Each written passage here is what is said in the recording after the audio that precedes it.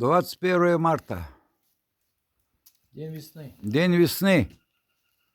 Вот такая погода у нас на высоте 1650 метров.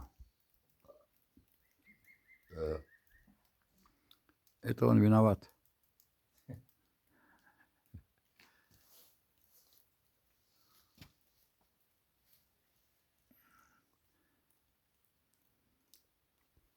Единственный лес в Ласском районе.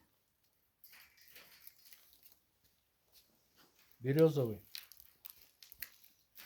В Ласском районе много лесов, но березовый. Березовый лес, единственный лес в Ласском районе, это березовый у нас. Роща. Отговорила роща золотая березовым весенним языком.